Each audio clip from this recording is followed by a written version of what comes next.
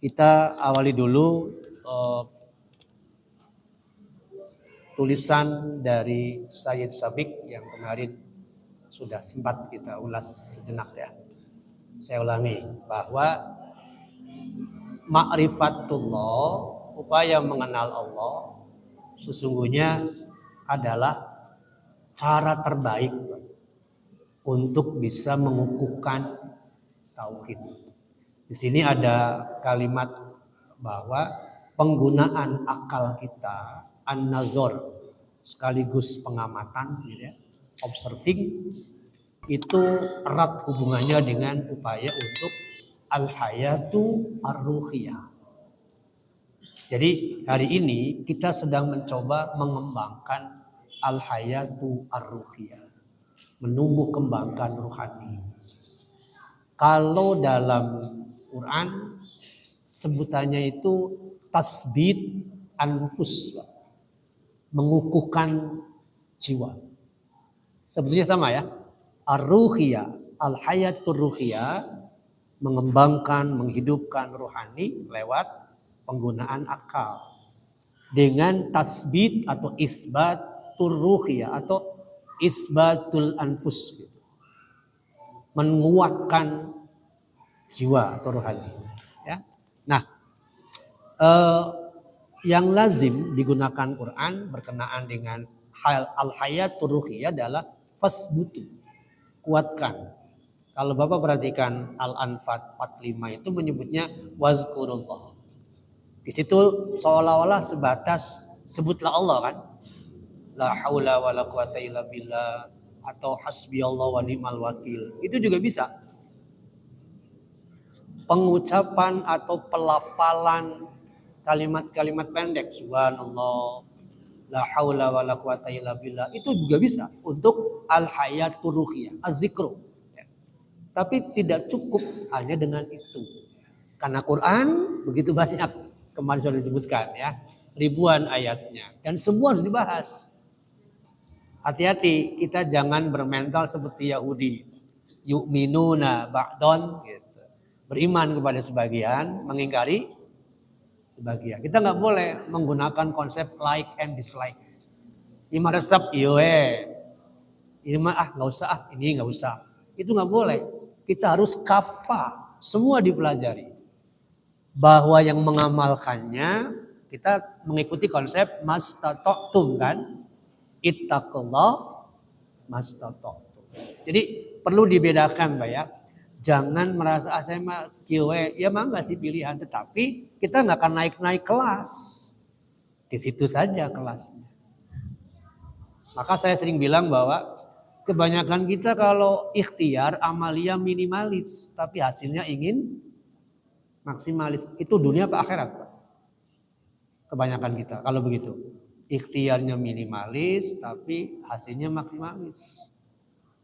Akhirat kan gitu. Mun bisa banyak, nggak usah capek-capek dapat ya surga. Iya, sederhana itu iya. Tapi kan tidak semudah itu. Ya. Baik, jadi fasbutu itu keharusan kita untuk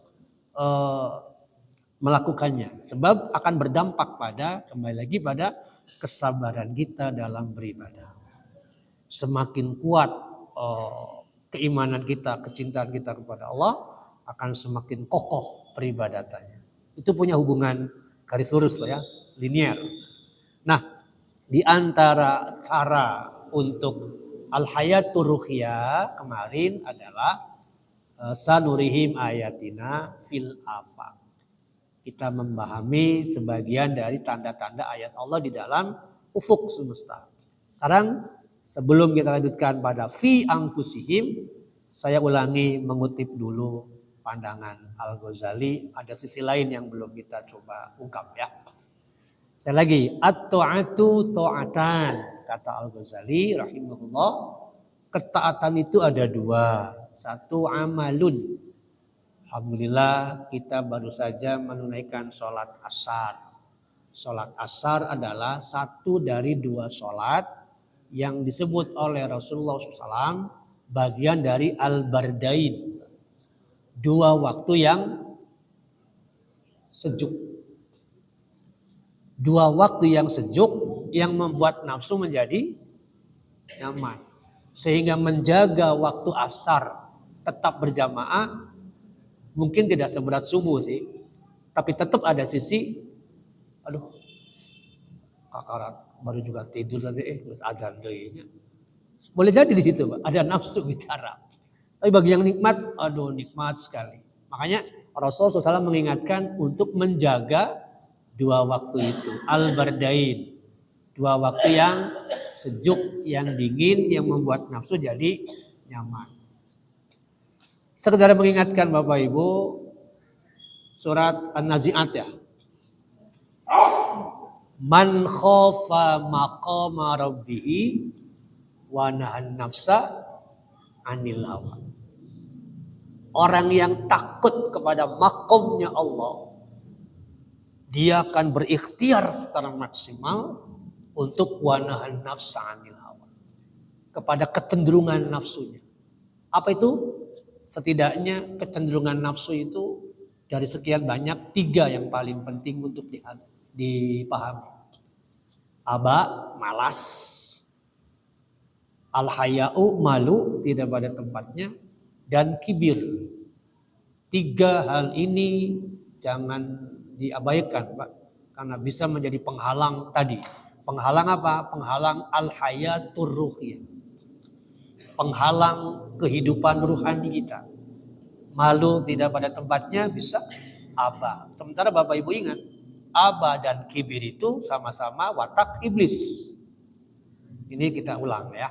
Aba wastakbaro ada di Al-Baqarah, sedangkan al-kibru tatakabbaru ada di Al-A'raf.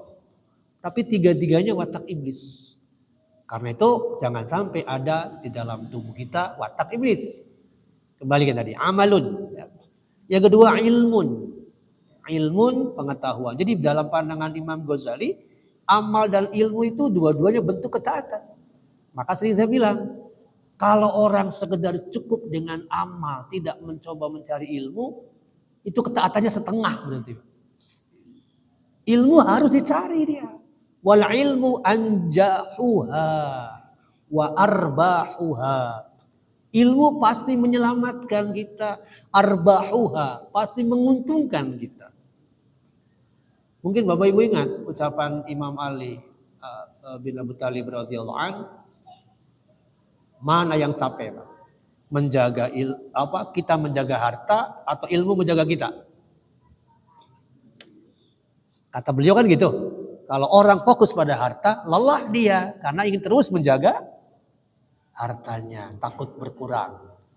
Apalagi kalau orang ini terjebak pada watak wailul likulli humazatil lumazah. Alladzi jama'a malau wa'addada yahsabu anna malahu aqlada. Itu capek sekali dia. Tapi kalau kita berilmu, mencari ilmu, ilmulah yang menjaga kita, insya Allah. Oke. Nah, di sini disebutkan bahwa al-qalbu yang disebut amalul qalbi alladhi huwa azul idai.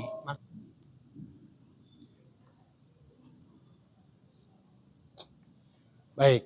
Jadi sekali lagi bahwa dalam pandangan Al-Ghazali, sa'yul aqli alladhi wa asrafu al-asya, bahwa yang namanya ikhtiar, tindakan, akal, penggunaan akal maksudnya untuk mencari ilmu merupakan sesuatu yang asraful asya, tingkat kemuliaannya luar biasa.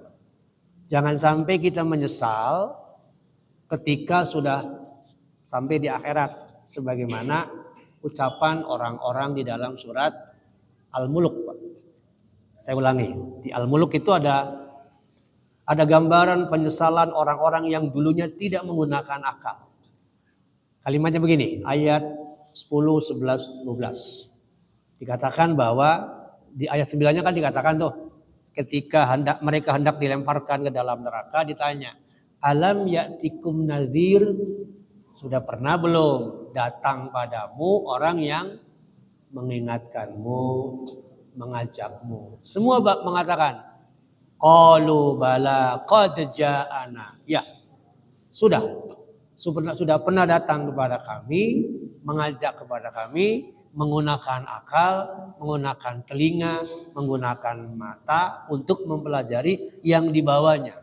Terus kazzabna, kami dustakan itu. Bahkan kami katakan kepada dia bahwa kamu tidak membawa apa-apa. Sekarang kami tahu bahwa dia itu benar. Maka mereka mengatakan, coba kalau dulu kita ini nakilu. Kalau kita ini dulunya mau berpikir, nasma'u, mau mendengar, ma kunna fi ashabis sa'ir. Berarti kan menyesal tuh Pak. Ketika sudah ada di akhirat, dia ingin memaksimalkan fungsi akalnya dan fungsi pendengarannya.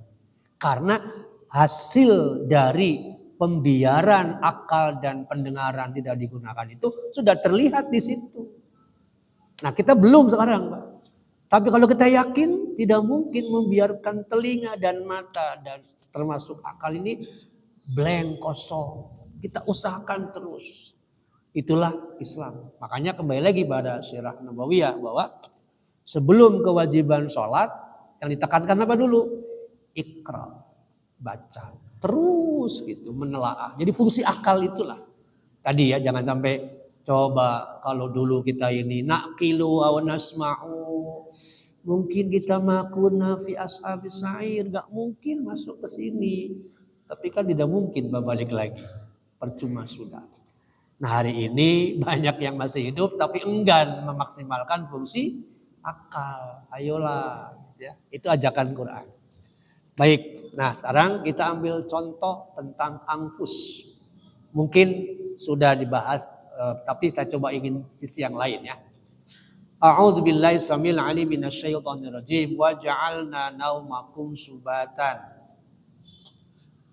Dan kami jadikan, kami buat naumakum tidurmu subatan sebagai istirahat. Dalam Quran wa ja'alna diulang beberapa kali di dalam surat An-Naba ini. Nanti kita kaitkan dengan surat Az-Zumar yang tadi disebutkan di awal ya. Nama itu asal dari kata naum. Naum adalah bendanya, an-naum. Nama itu awalnya. Dalam kamus Al-Ma'ani artinya itu bisa menidurkan, bisa membius hingga tak sadar diri. Itu kamus Al-Ma'ani. Adapun kamus Al-Munawwir bisa berarti mengantuk sama dengan sinatun. Padahal sinat ngantuk jauh di bawah, Pak ya. Maksudnya pra tidur, pra sleeping gitu ya. Atau istirahat juga bisa. Jadi dalam istilah lain yang sinonim dengan penggunaan kata naum atau nama adalah al-muntaj, berbaring, ar-rukud. Ar-rukud tetap. Nanti kita lihat beberapa contoh. As-sinah tadi, as-sinatu ya. Dan an-nu'as. An-nu'as juga ada di dalam Quran. Coba kita perhatikan dulu beberapa ayat yang menggunakan kata yang dimaksud dengan makna yang sama dengan naum, tidur. Al-Kahfi ayat 18. Kalau Bapak perhatikan ada kalimat wahum rukudun. Wahum rukudun. Sedangkan mereka berbaring atau tidur. Wa tahsabuhum aiqazon. Kamu menyangka dia itu sadar. Mereka itu sadar. Siapa? Ashabul Kahfi. Kalian menduga, kalian menyangka pemuda yang di dalam gua itu dalam keadaan melek, sadar. Bukan. Kata Allah, wahum rukudun. Mereka itu tidur. Nah, nuqallibuhum zatal yamin wa zatal shimal. Sedang mereka tidur, dibolak-balikan oleh Allah. Apanya? Tubuhnya, Pak. Ke kanan dan ke kiri. Kalau tidak salah Imam Bukhari ya menyebutkan ke sebelah kanan berapa lama, ke sebelah kiri berapa lama itu ada. 6 bulan masing-masing. Kita menyebutnya apa? 1 semester. Kan ke kanan 6 bulan. Ke kiri 6 bulan. Bapak pernah nggak dijadwal? Sejam ke kanan, ke sepeda sejam deui ke kiri. Pernah dijadwal? Enggak. Otomatis saja. Ke kanan, tiba-tiba ke kiri, terus bolak-balik. Bayangkan Allah yang mengatur pemuda Al-Kahfi yang tertidur itu 6 bulan ke sebelah kanan, 6 bulan ke sebelah kiri. Berapa ratus? Lebih dari 300 tahun. Wallahu a'lam. Allah yang Maha tahu. Tidak bisa mengatakan 309. Allah yang Maha tahu. Ya, lebih tepatnya gitu. Baik, itu yang pertama. Yang kedua, penggunaan tidur adalah nu'asan. Ali Imran 154. Nu'asan ini cara Allah ngantuk yang berat sampai tidur. Merupakan cara Allah untuk menyegarkan tubuh kaum muslim. Apa perbedaannya? Begini. Ini peristiwa perang salah satunya. Sebetulnya ya. Perang. Allah tidak ingin menjadikan umat Islam itu tubuhnya cepat lelah. Padahal besok mau perang. Maka supaya mereka besoknya segar. Oleh Allah dikehendaki ngantuk yang tidak tahan. Sehingga harus istirahat lebih awal. Sementara kafirin justru pesta pora sampai malam. Sehingga waktunya berperang, apa fisiknya Pak kira-kira? Pasti nggak? Keletihan. Itulah cara Allah memberi sinyal kemenangan. Jadi kalau seorang muslim melek terlalu malam, percayalah sholat tahajudnya hese. Padahal sholatul lail bagian dari penguatan ruhani tadi. Al-hayatur ruhiyah. Ya. Makanya kita bingung ya. Kalau ada orang puasa tapi tidak sholat wajib. Bingung kan? Dia ngerti Ramadan dia puasa. Tapi sholat gak pernah. Ya Allah. Pincang di situ ya. Baik yang kedua. Yang ketiga Al-Anfal. Sama peristiwanya dengan Ali Imran tadi. Yang ketiga, nah ini tentang sifat Allah ya. Al-Baqarah 255. Ini urutannya luar biasa indah, Pak. Sinatun, naumun, di hadis ditambahkan la mautun. Jadi Allah mustahil punya 3 karakter atau 3 sifat pada dirinya. Makanya dikatakan la ta'khuzuhu. 1 sinatun, ngantuk tadi. 2 naumun. Dan 3 di hadis mautun. Ngantuk, tidur, mati mustahil bagi Allah. Tapi makhluk pasti nggak Pak? Pasti. Jadi kalau pakai bahasa sederhananya, jangankan tidur, jangankan mati, manusia tidur pun pasti. Jangankan tidur, ngantuk pun pasti. Yang menjadi pertanyaan dan sulit dijawab kecuali kita lewat riset adalah kapan ikan tidur? Pernah nggak Pak? Ada jadwalnya. Sebab setahu kita ikan selalu bergerak. Lalu kapan tidurnya? Itu. Tapi pasti nggak ikan tidur? Kalau mengikuti konsep Quran bahwa semua makhluk pasti ngantuk, tidur, ya pasti. Berarti ikan itu makhluk kan? Tidak mungkin tidak. Pasti. Yang jelas kalau buaya jelas ya. Habis kenyang terus buaya itu ngepi ke pantai atau ke darat, dia lama, itu ngantuk, tidur dia pasti. Tapi kalau ikan iraha itu tidurnya, sulit mendeteksinya. Itu kabarannya Pak ya. Nah yang lebih aneh nanti ada ungkapan Tuhan menciptakan langit dan bumi 6 hari. Pada hari ke-7 istirahat. Istirahat paling nyaman tidur. Sebab ketika Bapak Ibu ke dokter pasti disarankan, Pak istirahatnya tambah Pak. Maksudnya tidur. Ya. Baik kembali ke sini. Naum itu kata bendanya, ya, yang suka dipakai juga di dalam Quran. Nah Al-Quran berkenaan dengan kata naum. Ada kata lain yang satu akar dengan kata naum, yakni nama. Jadi naumun tadi sudah dikutip. Kemudian naimun orangnya. Naimun orang-orang yang tidur. bayatan wahum naimun. Itu orangnya ya. Jadi hati-hati Pak. Ada naim pakai hamzah, ada naim pakai ain. Itu beda itu. Jadi kalau nama orang namanya naim tapi pakai hamzah bukan pakai ain. Artinya orang yang suka tidur. Hati-hati Pak. Pantesan ngantuk wae ieu mah. Boleh jadi benar itu. Atau mujamil. Sebetulnya harusnya muzamil, tapi namanya mujamil. Kira-kira apa? Ada nggak nama surat? Al-Muzammil. Cuman karena logatnya lokal dan pakai J.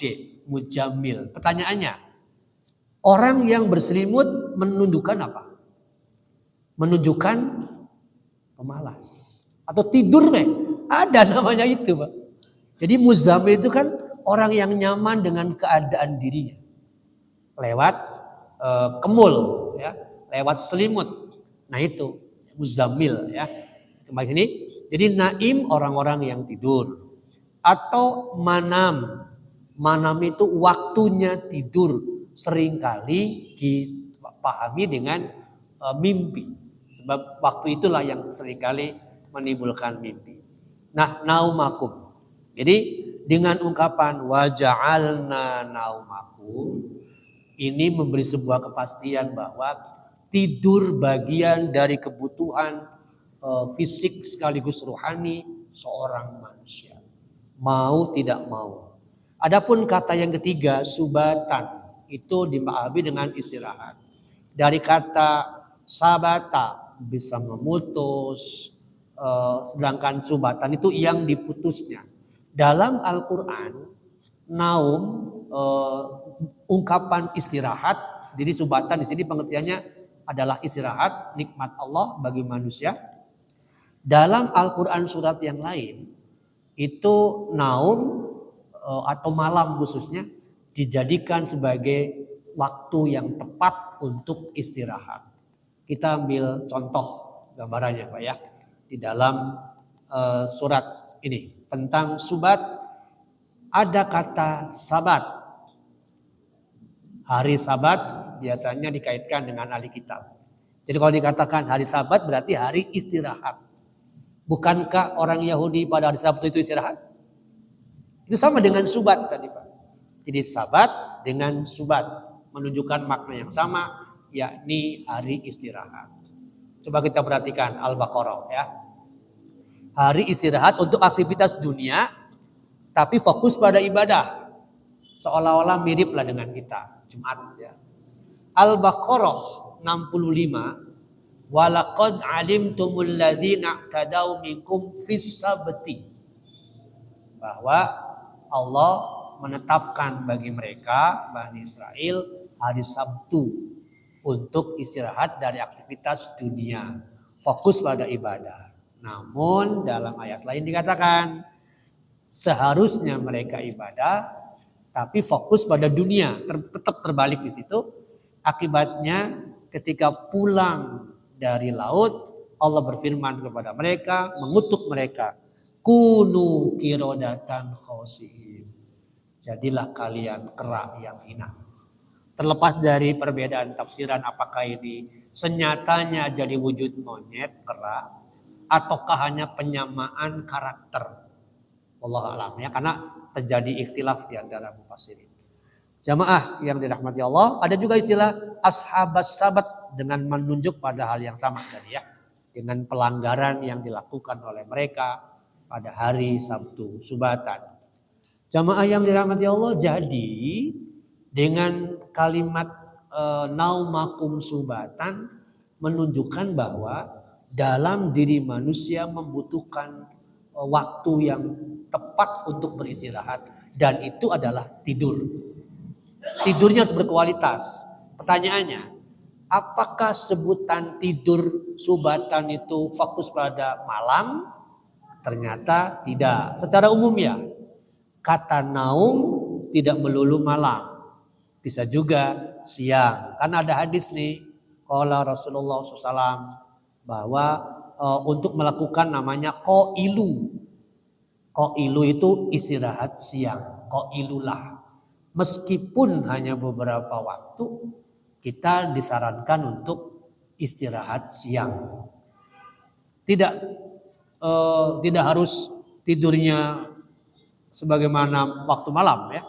Bahkan tidur dalam posisi duduk pun yang penting pikiran totalitas berhenti dari aktivitas dunia, itu sudah bisa memberi kenyamanan untuk istirahat ya. Untuk menenangkan pikiran. Banyak para pakar yang meyakini bahwa tidur siang memiliki manfaat sangat besar bagi pengembalian kepenatan seseorang atau ketegangan-ketegangan sejak pagi sampai menjelang siang hari. Jamaah yang dirahmati Allah, itu tentang tidur naumah tadi ya. Sekarang kita lanjutkan bagaimana pandangan para ahli tafsir mengenai naumakum, lalu kita kaitkan dengan kejadian yang sudah dikutip tadi, yakni seorang pakar yang masuk Islam berkaitan dengan tidur.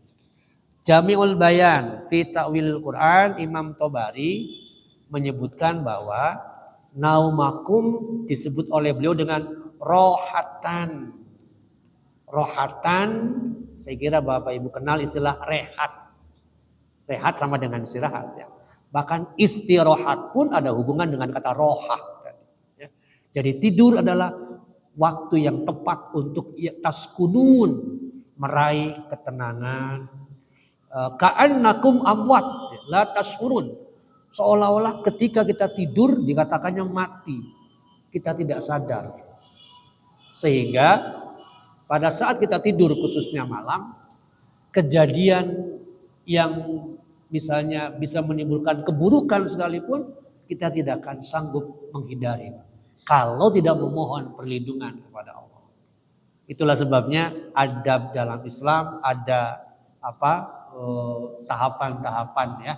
Untuk tidur bagaimana melindungi diri. Karena pada waktu kita tidur tadi dikatakan oleh Imam Tobari, ka'annakum amwat gitu. Kita ini seolah-olah mati pada saat tidur. Bahkan nanti definisi surat Az-Zumar yang nanti saya kutip ya. Ya tawaffal anfusa hina mautaha. Ketika kita tidur itu Allah mematikan kita. Nah, oleh Imam As-Sa'di yang dimaksud adalah mematikan dalam bentuk kematian kubro, yakni mati yang sesungguhnya. Maksudnya saat tidur berkemungkinan seseorang meninggal. Saat tidur berkemungkinan seseorang itu meninggal. Contoh tanpa diketahui ya. Contoh seseorang nih, boleh jadi meninggal itu jam-jam segitu saat kita tidur. Yang mungkin bisa jadi karena penyakit yang memang sudah lama gitu ya. Lantas Allah menghendaki jam segitu kematian. Seorang kawan ya, kakaknya sakit udah lama sebetulnya. Dan beberapa hari itu sebetulnya membaik. Ini aneh, secara logika aneh. Tapi begitulah qadarullahnya ya. Malam batuk sedikit sebentar, dikiranya hal biasa. Sampai jam 6 dibangunkan sudah tidak ada. Jadi diduga bahwa batuk itulah menggambarkan adanya sesuatu proses pencabutan nyawa. Udah selesai. Tidak ada, meninggal. Jadi jelas nanti dikatakan Allahu yatawaffal anfusa hina mautah.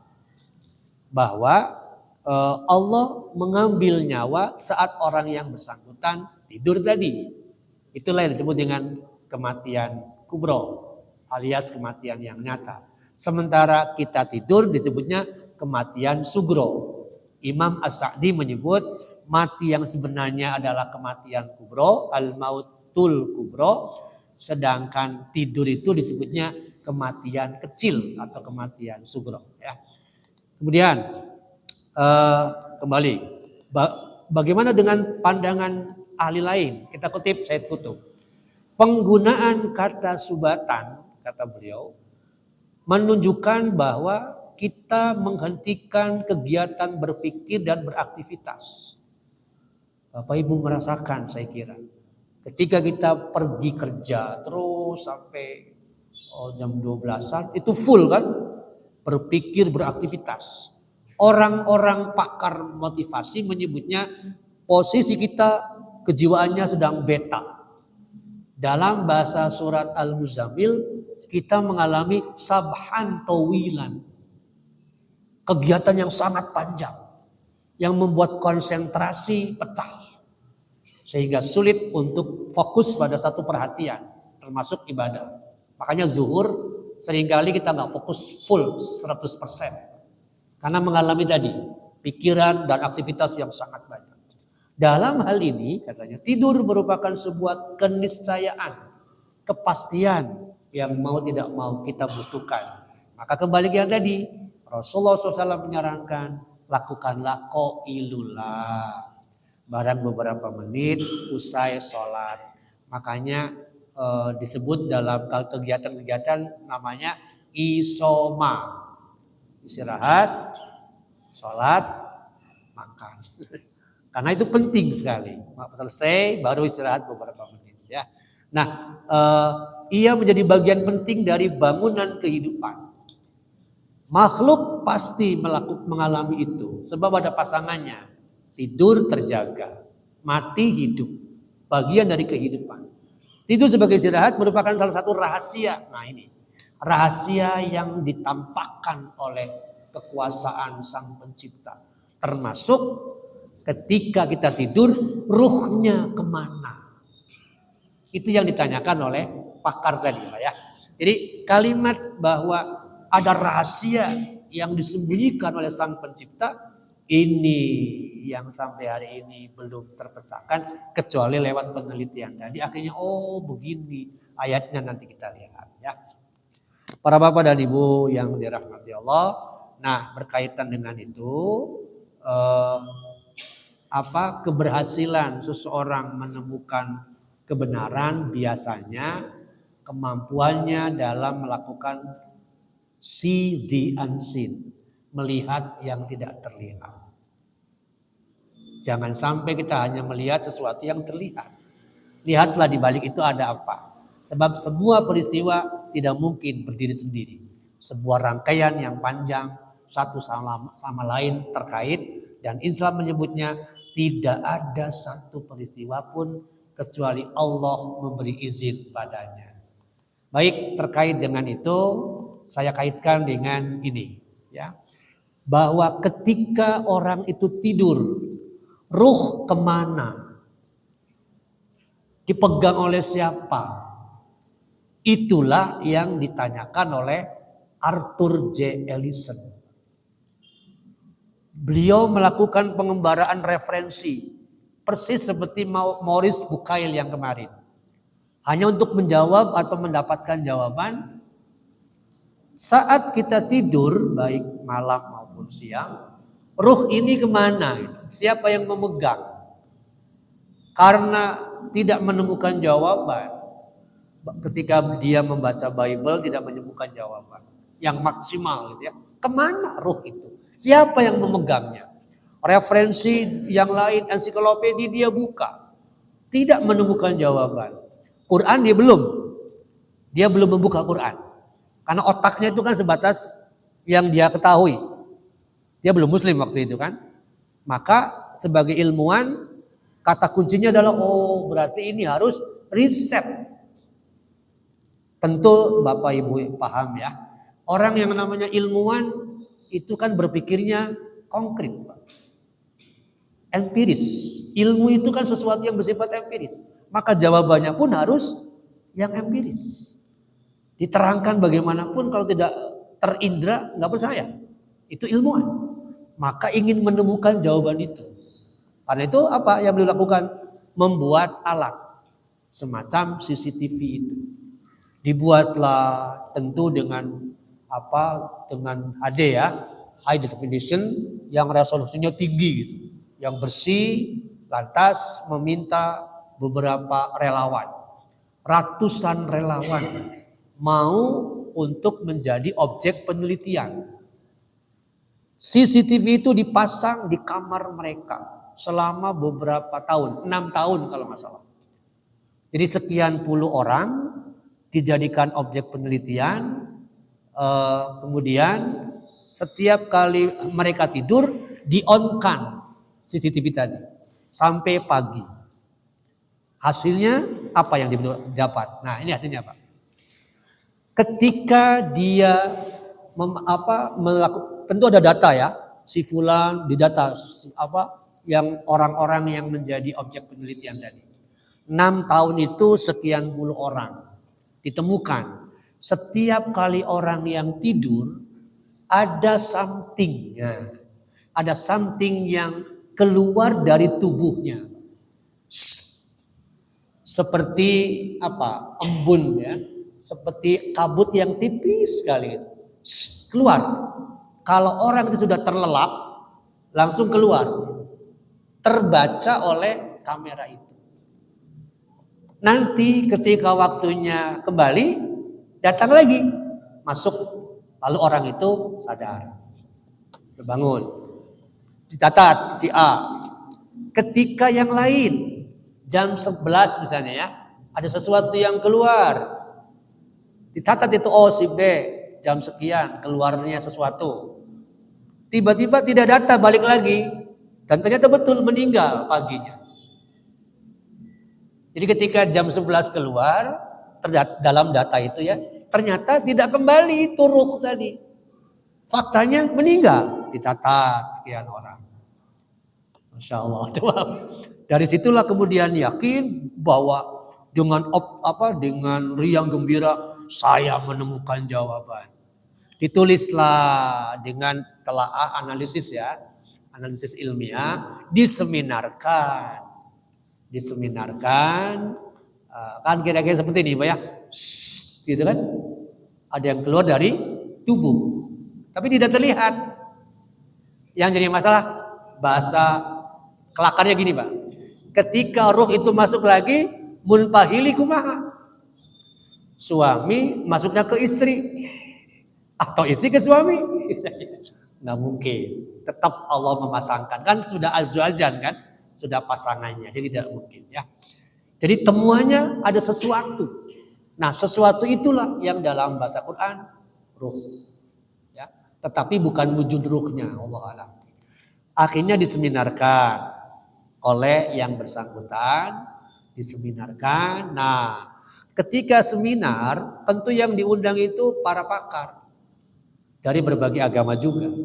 Di sanalah konon wallahu a'lam yang hadir antara lain yang muslim itu seorang mualaf sekaligus intelek dan bahkan juga mantan pendeta ya.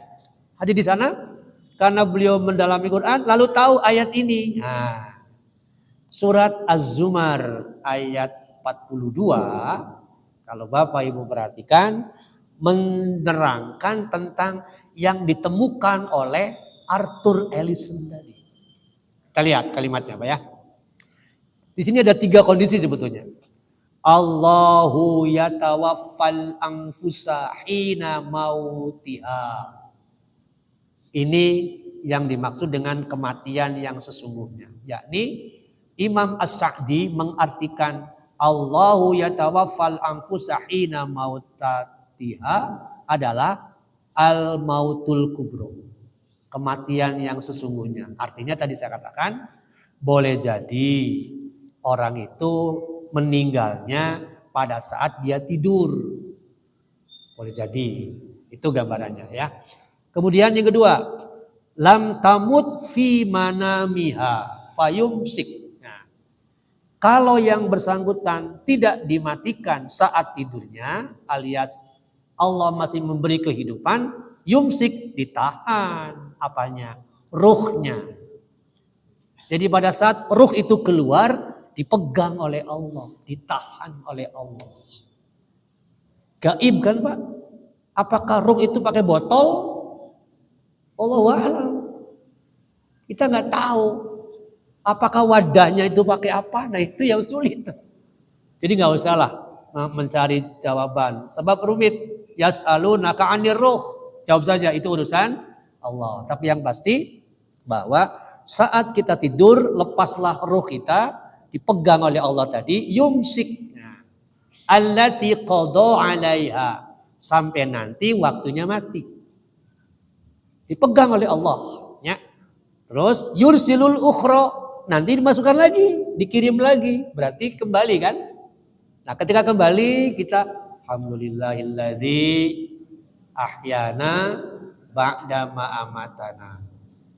Oke, nanti saya kaitkan dulu dengan hadis tentang ibadah ya.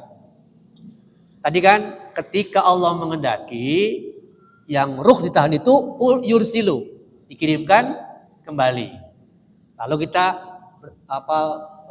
bangun, istaiqozo. Ada hadis yang menerangkan ketika kita istaiqozo, bangun dari tidur, di hadis awal dikatakan ya'idus syaitan, setan mengikat orang yang tidur itu uqdatus salasa, dengan 3 ikatan. Setan mengikat kita dengan 3 ikatan. Di mana? Di tengkuk. 1. Ketika kita istaiqozo, terbangun, lalu zakarallah, menyebut Allah, alhamdulillahilladzi ahyana, dan seterusnya. Inhalat, ikatan pertama lepas. Apalagi kalau dilakukan lanjutan membaca Ali Imran 190 sampai 200, itu juga sunnah, bagus ya. Kedua, ketika ikatan itu godaannya masih kuat, lalu berapa? Kita tanggung, sudah tidur lagi, maka diikat lagi kan? Harusnya yang kedua apa? Intawal doa, berwudu, bangun tidur berwudu. Nah, pada saat berwudu otomatis kenapa? Mencuci tangan. Kalaupun tidak berwudu, ada hadis lain kan yang melengkapi. Kalau kita bangun tidur, jangan langsung memegang makanan apapun atau masuk ke piring. Karena kamu tidak tahu tanganmu semalam piknik kemana.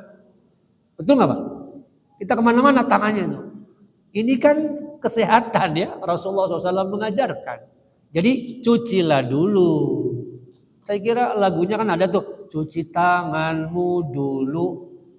Ya, ada itu anak-anak. Sebelum kita makan itu jelas itu. Sama seperti tadi. Sebelum kegiatan makan, setelah bangun tidur, cuci tangan. Hadis itu. Atau kalau tidak tadi, tawal doa, berwudu. Lepas ikatan yang kedua. Kemudian ketika sholat, maka lepaslah ikatan yang ketiga. Nah, kembali para bapak dan ibu ke kaitan yang tadi. Jadi yursilul ukhra, dikirimkan, maka Allah bilang ila ajalin musamman. Kalau ruh yang tadinya sudah lepas dimasukkan kembali, maka Allah beri hidup yang bersangkutan ila ajalin musamman, sampai batas waktu yang sudah ditentukan.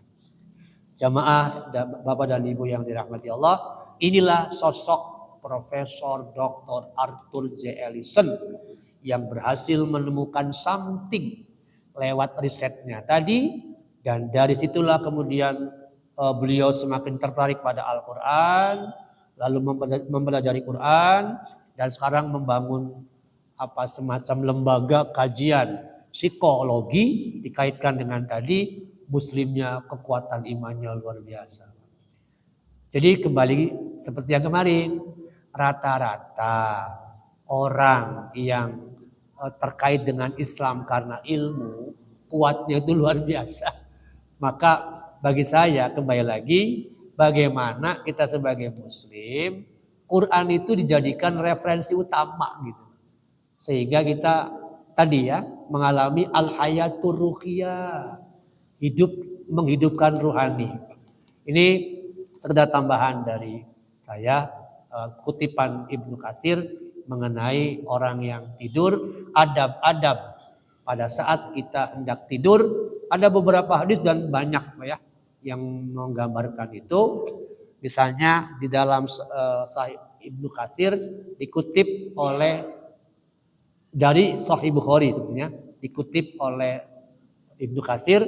Mungkin doa ini jarang ya, jarang yang mengenal doa ini, yakni bismika rabbi wa du'atu jambi wa bika arfa'uhu in amsakta nafsi farhamha wa in arsaltaha fakhfazha bima takhfadhu bihi ibadakas sholihin.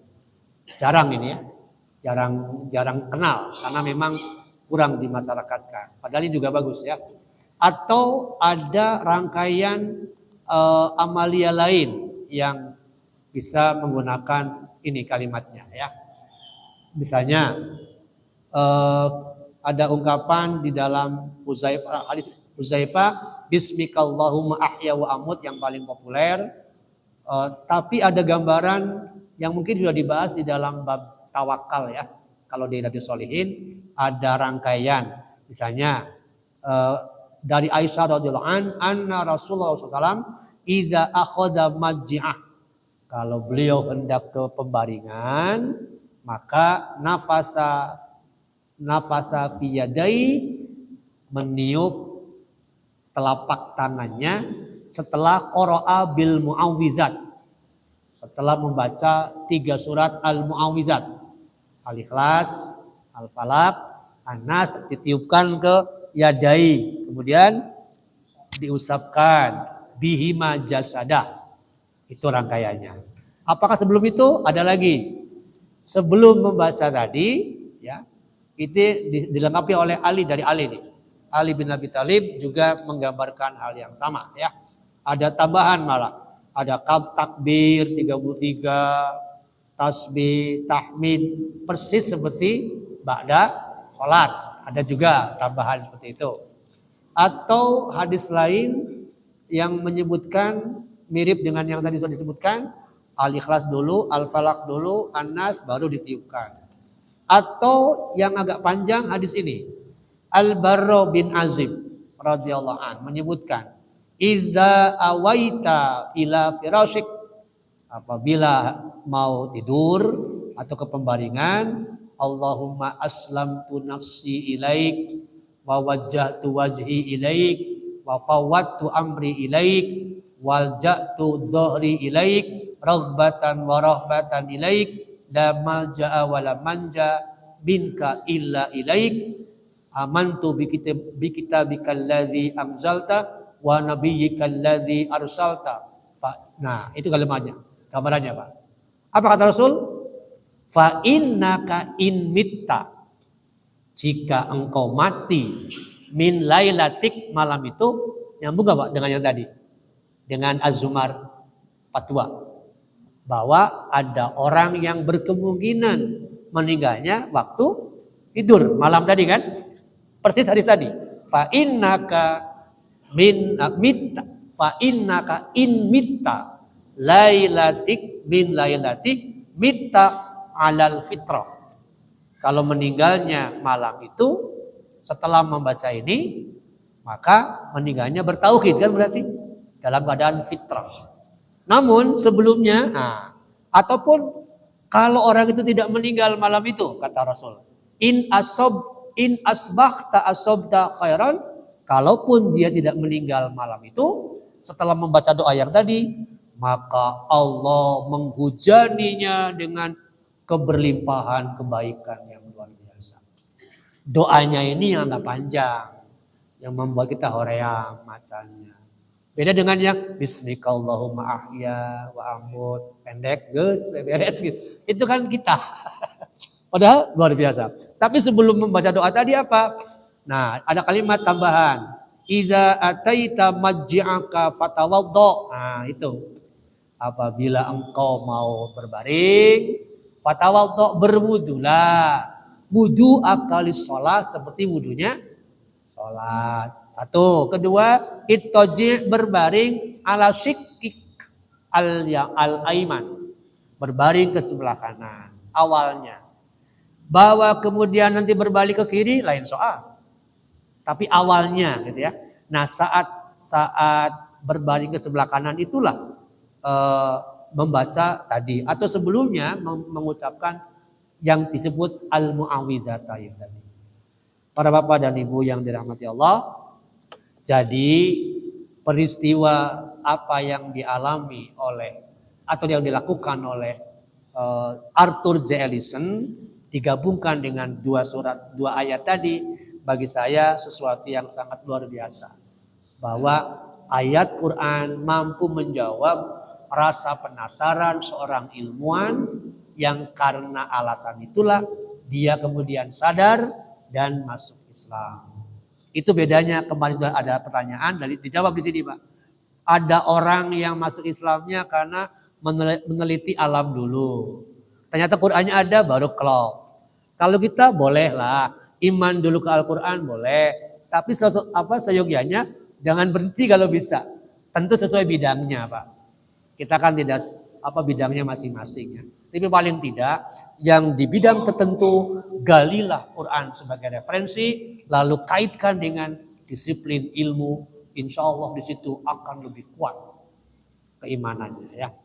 Demikian para bapak dan ibu yang kita bahas pada sore ini, intinya untuk al-hayatur ruhiyah, menghidupkan rohani lewat gambaran tentang sains dan Al-Quran.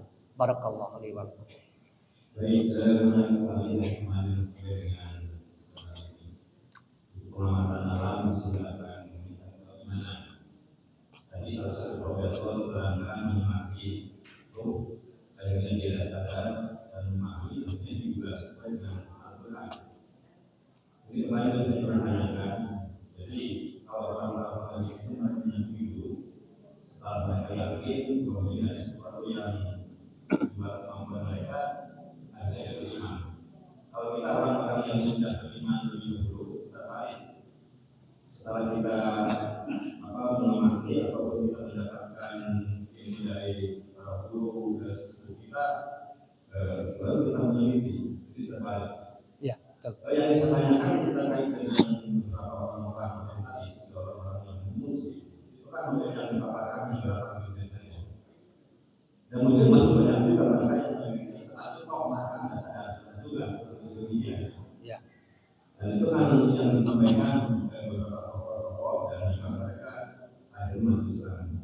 Pertanyaan saya ini, kenapa besar peran hidayah? Apakah bisa peran hidayah sehingga dia menjadi masuk Islam? Dan orang lain kalau sudah menjadi tapi tidak itu masuk Islam. Apakah di sini ada? Apakah di sini ada petunjuk Allah atau petunjuk Anda kepada orang-orang yang benar-benar memiliki fenomena alam? Kalau kita bisa menyeluruhkan tentangnya, saya sangat anggur, beliau itu dengan Nabi, lama itu dengan Nabi Nawawi. Jadi urusan apa yang sudah kesatuan yang mungkin karena saya ini sedikit dan apa yang kita sampai dalam dunia. Baik, ada satu istilah yang di dalam Quran diulang-ulang, tapi kemudian kadang-kadang menggunakan istilah lain yang sesungguhnya sebenarnya sama, Pak. Ada al-udul, keras kepala. Ada kibir tadi, besar diri. Ya. Nah, setahu saya siapapun, apakah dulu tokoh-tokoh Quraisy yang sudah melihat bagaimana mukjizat Quran dari aspek bahasa atau juga keanehan-keanehan, keajaiban-keajaiban yang sudah Rasulullah SAW perlihatkan, toh tidak masuk Islam juga. Apa sebabnya? Ternyata dalam hati itu yang sulit dideteksi kecuali lewat tindakan ya. Ketika seseorang ada mental blocking, Pak. Mental blocking ini bisa berbentuk anggapan, asumsi bahwa akal dia itu lebih kuat, lebih hebat daripada Al-Quran. Sekecil apapun perasaan itu ada, itu akan menghalangi. Nah, rata-rata orang yang akhirnya berpikir sebaliknya, sedikit celah terbuka itu berubah. Sedikit saja celah, dia akan mendapatkan pembukaan dari Allah. Ya, ini yang disebut dengan yahdi nantinya. Ya. Tapi ketika orang itu tetap kekeh, bersikukuh bahwa pendapatnya benar, dengan tetap menempatkan Quran di bawah akal dia, sampai kapanpun akan sulit menemukan itu. Stephen Hawking misalnya, sampai matinya tetap tidak mengakui Quran itu benar. Bahkan Tuhan pun tidak punya peran dalam penciptaan. Tapi orang-orang model selain yang tadi ya, yang 2 orang tadi, ada banyak juga yang lain, ketika berpikir sebaliknya, bahwa tidak mungkin sesuatu itu ada dengan sendirinya. Pasti ada prime movernya. Nah, siapakah itu? Bertanya itu saja sudah menjadi celah. Biasanya insya Allah akan terbuka. Akan terbuka, kemudian terus mencari, jadilah hidayah Allah masuk ke dalam hatinya. Jadi kibir itu beratnya luar biasa, yang membuat orang sulit untuk yahdi ila rusdi. Jangan sampai jangan kalah dengan jin, Pak ya. Jin kan dalam surat Al-Jin dikatakan begitu. Bahwa annahu istama'a nafarun minal jin faqalu. Diam. Inna sami'na Qur'anan. Bentar. Saya mendengar bacaan yang sangat menakjubkan. Saya yakin yahdi ila rusdi. Aman Nabi. Nah, itu jin. Langsung ini aneh ini. Kok sama bacanya dengan zaman Musa alaihissalam? Itu terbuka. Jadi jangankan mereka. Sekali lagi, kita saja kalau sudah ada kibir sulit. Makanya kembali ke Al-Baqarah. La raiba fi. Ya. Al-Quran itu tidak ada keraguan. Bukan tidak meragukan. Jangan dimaknai tidak meragukan. Tidak ada keraguan. Kalau tidak meragukan, ada dimensi waktu enggak? Tidak meragukan. Ada dimensi waktu. Maksudnya dulu tidak meragukan. Boleh jadi sekarang. Tapi dengan kalimat tidak ada keraguan sampai kapanpun tidak ada akan kebenaran. Artinya kalau seseorang mendekati Quran berbasis ragu, skeptis Pak, nggak akan pernah mendapatkan cahaya Quran. Begitu kira-kira gambaran. Jadi kibir kata kuncinya barangkali. Ada lagi mungkin Pak? Mengabaikan.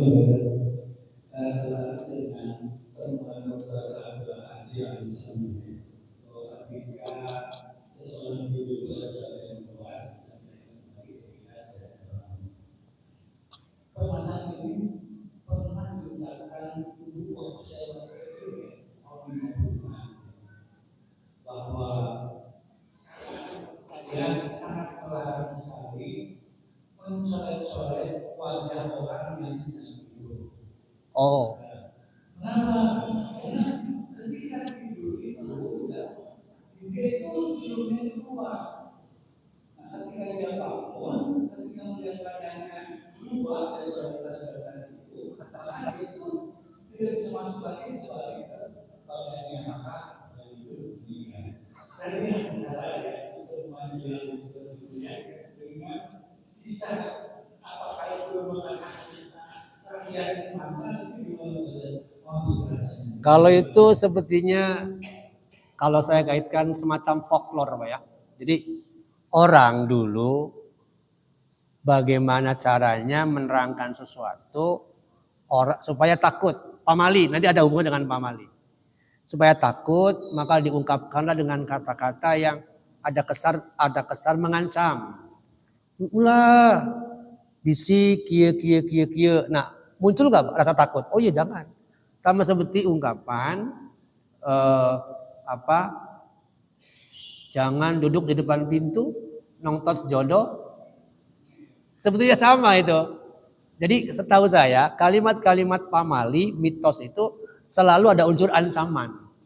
Dengan maksud menghentikan apa yang dilakukan. Tujuannya sebetulnya boleh jadi melarang. Artinya orang itu sulit menggunakan bahasa ilmiah. Tapi bagaimana caranya supaya berhenti dari itu. Maka digunakanlah kata-kata yang tadi. Dan khawatirnya kalau dijaga terus bisa bahaya mitos-mitos itu. Kalau belum tentu benar, kan belum tentu benar kan kalimat yang tadi. Itu gambarannya. Mungkin saja itu hanya mitos tadi Pak. Wallahu a'lam. Tapi kalau hasil tadi jelas penelitiannya gitu hasil. Ya, demikian barangkali. Masih ada yang mau tanya? Mangga Pak. Waalaikumsalam warahmatullahi wabarakatuh. Ini yang saya tanyakan adalah kaitannya antara keluarga dengan berpikir jantung. Karena orang berhentinya akan melakukan dengan kaki. Nah itu bagaimana kaitannya? Kemudian saya pernah dengar juga bahwa manusia berpikir lebih dahulu jiwa, raga, dan ruh mungkin meneruskan. Ya, baik. Poin pertama, bahwa lepasnya ruh itu menunjukkan bahwa seluruh organ tubuh, khususnya yang menjadi tempat peredaran antara ruh itu kan ada posisi di tengah ya, ada jantung, ada paru-paru. Ketika di dalam wilayah ini lepas, itu besar kemungkinan yang bersangkutan akan mengalami apa yang disebut dengan al-maut tadi. Tetapi keunikannya belum tentu orang itu mengalami sakit dulu bisa, tapi boleh jadi juga ada sesuatu yang secara organ tubuh fisiknya ya mengalami kerusakan dulu baru lepas. Tapi tidak sedikit pula yang tadi fisiknya nggak ada masalah. Tapi kalau memang Allah mengendaki lepas, maka lepaslah ruh, otomatis seluruh kerja organ tubuh berhenti sama sekali. Adapun yang kedua terkait dengan 3 perbedaan ya. Secara umum sih 2 sebetulnya ya, bahwa antara jasad dan ruhani. Nah, ruhani itu seringkali dipertentangan dengan nafs, dengan makna jiwa. Ada yang menyebutkan ruh itu berbeda dengan jiwa, tapi tidak sedikit pula yang menyamakan bahwa ruh ya sesungguhnya jiwa, satu tempat yang sama. Ini definisinya panjang. Kira-kira saya lebih cenderung pada pandangan bahwa ruh jiwa itu 2 hal yang sama, wilayahnya juga sama, meskipun boleh jadi dari sisi pemahaman sekian orang akan membedakan. Jiwa dan ruh hakikatnya sama, kira-kira gitu.